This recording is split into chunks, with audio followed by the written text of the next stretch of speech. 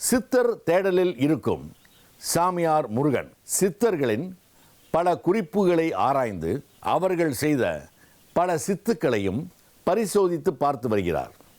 அது மட்டுமல்லாமல் வாராகி தெய்வத்தை தனக்கு துணையாகவும் வைத்திருக்கிறார். ஒவ்வொருவரின் கர்ம வினையை தெரிந்து கொண்டு அவர்களின் பிரச்சனைகளை தீர்க்கிறார். அதன் உச்சமாக ஒரு பொம்மைக்குள் ஒரு மனிதனின் நெகட்டிவ் எனர்ஜியை செலுத்தி பல மாற்றங்களை உருவாக்குகிறார். அடுத்ததாக சாமியார் முருகனை சந்தித்த மாயாண்டி தனது குடும்பத்தில் எப்போதும் சண்டை சச்சரவுகள் இருப்பதாக தெரிவித்தார். உங்க குலசாமியை நல்லா வேண்டிக்கங்க, எனக்கு நல்லது இருக்கணும், நல்லது கிட்டதை நீ சாமி அப்படின்னு சொல்லி கஷ்டமா நல்லா வேண்டிக்கங்க, மனசார வேண்டிக்கங்க சார். வழக்கமாக சாமியார் முருகனை சந்திக்க வருபவர்கள் ஒரு முட்டை, ஒரு எலுமிச்சை பழத்தை வாங்கிக் கொண்டு வருவார்கள். அதை மாயாண்டியும் கொண்டு வந்திருக்கிறார். மாயாண்டி கொண்டு வந்திருந்த முட்டையை உள்ளங்கையில் வைத்து மூடிக்கொள்ளுமாறு அறிவுறுத்தினார் சாமியார் முருகன். வாராகிக்கும் பூஜை செய்தார். அடுத்ததாக தரையில் முட்டையை வைத்து அதற்கு திருநீர் போட்டு மந்திரங்களை வாய்க்குள் முணுமுணுத்தார். மாயாண்டியை முட்டையை உடைக்கச் சொன்னார். உடைந்த முட்டையில் இருந்து இரத்தம் போன்ற திரவம் வெளிவரவும் மாயாண்டி மட்டுமல்ல, இந்த நிகழ்வை படம் பிடித்து கொண்டிருந்த நாமும் அதிர்ச்சியானோம். இதை உடனே நம்ப முடியாமல் அந்த முட்டைக்குள் இருந்த இரத்தம் எப்படி வந்ததென்பதை பற்றி யோசித்துக் கொண்டிருந்தோம். ஆனால் மாயாண்டி முட்டையை கொண்டு வந்தபோது அது நல்ல தரத்துடன் இருந்ததை நாம் பார்த்து கொண்டுதான் இருந்தோம். அடுத்ததாக ஒரு எலுமிச்சையை தனது கையில் வைத்து மந்திரங்களை உச்சரித்தார். எல்லாம் நன்மைக்கு உண்டாயிடும். அதனால நீ எந்த விதமான கவலையும் படாமல் உங்களுடைய குலசாமியை நல்லபடியாக வேண்டிக்கங்க.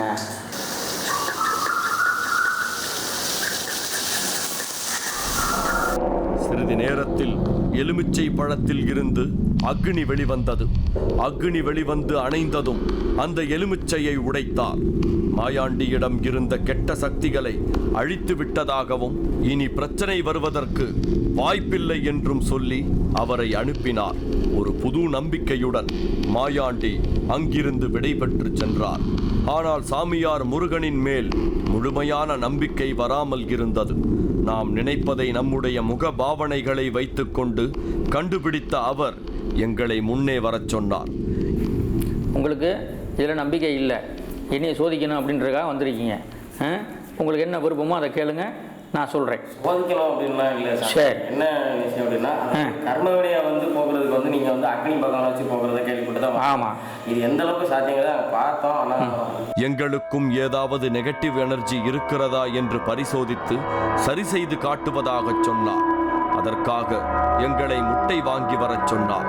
நாம் அவரை பரிசோதிக்க முட்டை வாங்கச் சென்றோம். சாமியார் முருகனை பரிசோதிப்பதற்காக முட்டையை வாங்கி வந்த நம்மிடம் வழக்கம் போல குலதெய்வத்தை வேண்டிக் கொள்ளச் சொன்னார். அவர் எங்களுக்கு பரிகாரம் செய்வதாக சொன்னாலும் தன்னை பரிசோதிக்கிறார்கள் என்ற எண்ணம் அவரை கொஞ்சம் காயப்படுத்தி இருக்கிறது என்பது. புதினா போண்டா தேவையான பொருட்கள்: புதினா 1 கட்டு, பாசிப்பருப்பு 100 கிராம், துவரம் பருப்பு 50 கிராம், உளுத்தம் பருப்பு 2 தேக்கரண்டி, கடலை பருப்பு 2 தேக்கரண்டி, பச்சை மிளகாய் 2, இஞ்சி சிறு துண்டு, தேங்காய் துருவல் 1 கப், சீரகம் 1 தேக்கரண்டி, எண்ணெய் தேவையான அளவு, உப்பு தேவையான அளவு.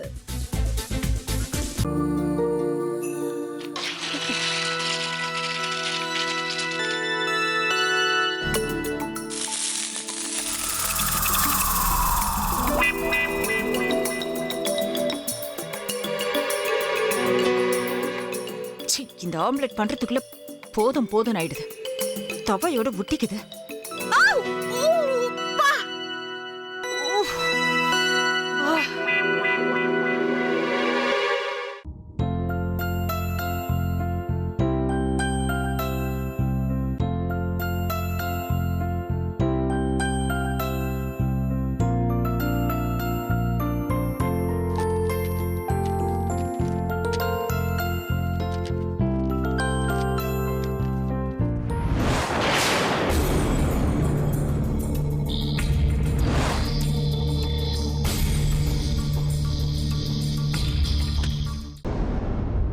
அமிர்தா இப்ப என்ன பண்ணிக்கிட்டு இருப்பாங்க? நாளைக்கு எல்லாரும் சேர்ந்து அவங்க வீட்டுல பொண்ணு கேட்கறதுக்காக போறோம். என்ன மாதிரி அவங்களும் ரொம்ப எக்ஸைட்டா இருப்பாங்களோ? அதான் ஃபோன் நம்பர் இருக்கே, ஃபோன் பண்ணி கேட்டுடலாம்.